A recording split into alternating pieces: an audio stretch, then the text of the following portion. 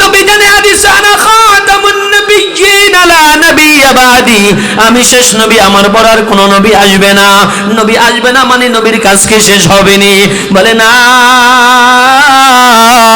ইন্নাল উলামা ওয়ারাসাতুল আম্বিয়া, উলামায়ে কেরাম নবীর ওয়ারিস। তাহলে নবীকে তুমি পাইবা না, আলেমদেরকে শ্রদ্ধা করো।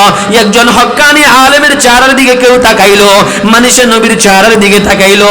একজন হক্কানি আলেমের সাথে মুহাব্বত রাখলো মানে সে নবীর সাথে মুহাব্বত রাখলো।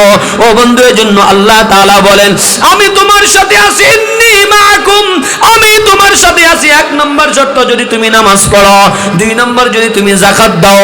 তিন নম্বর, যদি তুমি আমার নবীর সাথে, নবীদের উপর ঈমান আনো এবং তার সাথে তুমি সাহায্য সহযোগিতা করো। চার নম্বর, ওয়া আকারাতুমুল্লাহ কারজান হাসানা। চার নম্বর আল্লাহ বলেন, যদি তোমরা আল্লাহকে কর্জে হাসানা দাও, যদি তোমরা আল্লাহকে কর্জে হাসানা দাও। ও বন্ধু, কর্জে হাসানা কি? কর্জে হাসানা কি? বলে কর্জে হাসানা হলো যেটা দেওয়ার পরে আবার ফেরত পাওয়া যায়, এটাকেই বলে কর্জে হাসানা। এখন বন্ধু, আল্লাহ বলতেছেন এখানে যদি তোমরা আল্লাহরে কর্জে হাসানা দাও। এখন প্রশ্ন হলো, মাওলার তো অভাব নাই, মাওলা কেন কর্জে হাসানা চায়?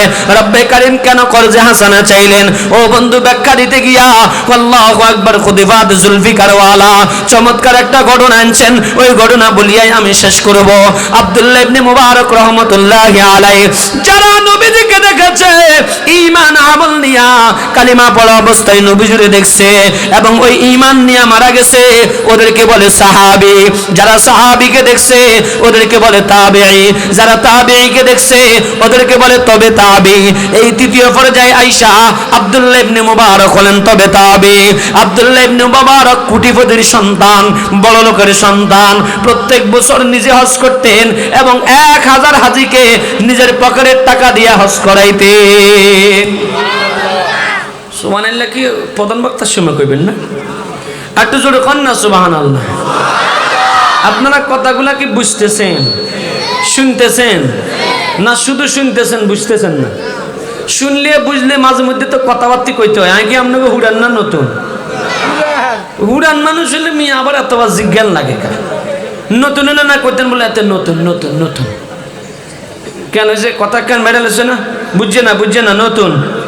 আমি তো আর নতুন না, কি কন? ফুরান ফুরান। এই জন্য কথা বলতে হবে ইনশাআল্লাহ।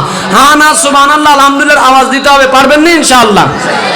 আব্দুল্লাহ ইবনে মুবারক রাহমাতুল্লাহি আলাইহি, আব্দুল্লাহ ইবনে মুবারক রাহমাতুল্লাহি আলাইহি তবে তাবেঈন। 1000 হাজী সাহেবকে প্রত্যেক বছর হজ করাইতেন নিজের টাকা দিয়া। শুধু হজ করাইতেন না, হাজী সাহেবরা হজ করতে গেলে আসার সময় মানুষের জন্য আতর নিয়ে আসে, তাসবিহ নিয়ে আসে, খেজুর নিয়ে আসে, জায়নামাজ নিয়ে আসে। কি বলেন, আনে কি আনে না? আল্লাহু আকবার। আমি এই পর্যন্ত 2 বার গেছি, 2 বারে 70টার উপরে জায়নামাজ আনছি, 200-এর উপরে তাসবিহ আনছি, 50 খেজুর উপরে খেজুর আনছি, এরপরও দিয়ে শেষ করতে পারি না।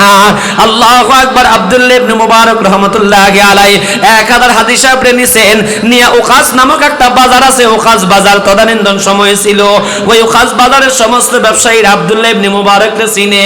এটা কোটিপতির সন্তান, এটার কোনো টাকা পয়সার কোনো অভাব নাই। আব্দুল্লাহ ইবনে মুবারক সমস্ত ব্যবসায়ীদেরকে বলতেন, ও ব্যবসায়ীরা, আমার 1000 হাজী, ওদের একটা চিহ্ন থাকবে, এইটা দেইখা তোমার কাছে যখন আসে যা কিনতে মন চাই দিবা, 1 টাকাও লইবা না। হাজী সাহেবরে বলছে, হাজী সাহেবরা, হজ করিয়া যখন দেশে যাইবা হাদিয়া নিবা না মানুষের জন্য। নেওয়ার সময় তোমার মাথার মধ্যে গাঁটটি যা লইতে পারো এই পরিমাণ কিনবা, টাকা দেওয়া লাগবে না, সব টাকা আমি পরিশোধ করব। হাজী সাহেবরা দোকানে দোকানে যায় যায় হাদিয়াগুলো কিনা নিতেন। ওই আব্দুল্লাহ ইবনে মুবারক হজ করতে যায়, 1000 হাজী নিয়া হজ করতে যায়। আব্দুল্লাহ ইবনে মুবারক হাতিমের পাশে হঠাৎ করে বসছে। হেলান দিয়া বসার সময় হঠাৎ করে ঘুম চলে আসছে। ঘুমের মধ্যে স্বপ্ন দেখে আল্লাহর 2 জন ফেরেশতা আসছে। ওয়া আকরিজুল্লাহ করজান হাসানা, আল্লাহরে কিভাবে খরচ দেয়, আল্লাহরে কিভাবে খরচ দেয়। দেখছে 2 জন ফেরেশতা আসছে। একজন অপরজনকে জিজ্ঞাসা করে, ও নূরের তৈরি ফেরেশতা, এই বছর কয়জন হাজী হজ করে? বলে 6 লক্ষ হাজি সাহেব হজ করে। বলে কয়জনের হজ কবুল হয়েছে? বলে না, একজনেরও কবুল হয় নাই। আব্দুল্লাহ ইবনে মুবারক ঘুম থেকে আইসা হাজিদেরকে বলতেছে, ও হাজি সাহেবরা, 6 লক্ষ হাজি সাহেব হজ করতেছ, কারো হজ কবুল হয় নাই। মালিকের কাছে কান্দা, রওনা জারি করো, আল্লাহর কাছে কান্দা, আমাদের কারো হজ কবুল হয় নাই। আব্দুল্লাহ ইবনে মুবারক রাহমাতুল্লাহ আলাইহি সবাইরে বইলা আবার কাজ শুরু করছে। দ্বিতীয় দিন আবার একই জায়গায় এসে ঘুমিয়ে গেছে, আবারও একই স্বপ্ন, কারো হজ কবুল করে নাই। তৃতীয় দিন আবার এসে এখানে ঘুমিয়ে গেছে। এবার স্বপ্নের মধ্যে দেখে আল্লাহর তরে নূরের তৈরি ফেরেশতারা জিজ্ঞাসা করে, ও বন্ধু, কয় লক্ষ হাজি সাহেব আসছে? 6 লক্ষ। বলে কয়জন হজ আল্লাহ কবুল করছে? বলে একজনের উসিলায় 6 লক্ষ হাজির হজ আল্লাহ কবুল করে নিছে। কয়জনের উসিলায়? আবার ফেরেশতা জিজ্ঞাসা করে, কে সেই লোককে? বলে ওর নাম হলো আলী বিন মুআজ। বলে হজ করতে আসছেনি? বলে না, হজ করতে আসে নাই। বলে বাড়ি কোন জায়গায়? বলে ইরাকে। আল্লাহু আকবার বলে দামেস্কের মধ্যে। আল্লাহু আকবার। ও বন্ধু, নওজোয়ান যুবক ভাইরা, সকালবেলা হযরত আব্দুল্লাহ ইবনে মুবারক সাথীদেরকে ডাকছে, সাথীরা তোমরা হজের বাকি কাজ সম্পন্ন করিয়া তোমরা সবাই একসাথে দেশে চলিয়া যাইও। যা যা কিনা লাগে ওয়াকাজ বাজার থেকে কিনে আনিও, টাকা দেওয়া লাগবে না, আমি পরিশোধ করে দিব। আমি এক জায়গায় যাইতে হবে। বলে কই? বলে আমি দামেস্কের মধ্যে যাব, ওখানে আমার একটু কাজ আছে, তোমরা চলে যাইও। আল্লাহু আকবার। আব্দুল্লাহ ইবনে মুবারক স্বপ্নে যুগে ফেরেশতাদের জবান থেকে যে আলী বিন মুআজের কথা শুনছে, তার কলিজার মধ্যে বড় প্রশ্ন, যে আলী বিন মুআজ হজ করতে আসে নাই, তারপরে ওর উসিলায় যে আল্লাহ 6 লক্ষ হাজির হজ কবুল করছে, নিশ্চয় ওই লোকটা যেমন তেমন লোক নয়। তাড়াতাড়ি রওনা হয়েছে তার সাথে সাক্ষাৎ করার জন্য। দামেস্ক শহরে যায় মানুষদেরকে জিজ্ঞাসা করে, আলী বিন মুআজ নামে কাউরে চিনুনি? বলে না, চিনি না। তালাশ করতে করতে একেবারে গ্রাম্য অঞ্চলে ভাঙ্গা বাড়িঘর, যেখানে বস্তিতে মানুষের বসবাস, সেখানে যা জিজ্ঞাসা করে, আলী বিন মুআজ রে চিনুনি? বলে হ্যাঁ চিনি তো, উনি তো আমাদের এলাকাতেই থাকে, ওই জায়গায় ওনার বাড়ি। এখন ওনার ওখানে পাবেন না, কোথায় পাবো?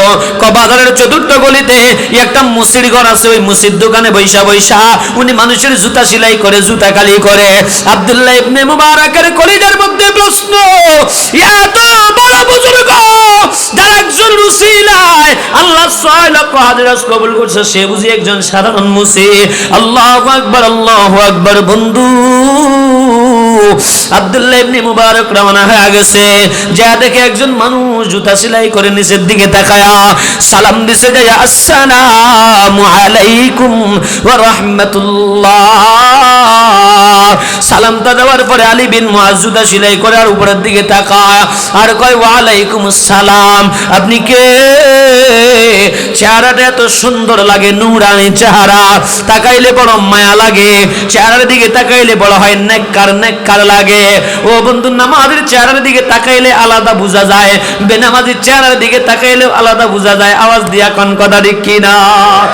নামাজি নামাজ পড়তে পড়তে চেহারার মধ্যে এমন এক মায়া, এটা বেনামাজি হাজারো রকমের সুনো আইলতা আল্লাহ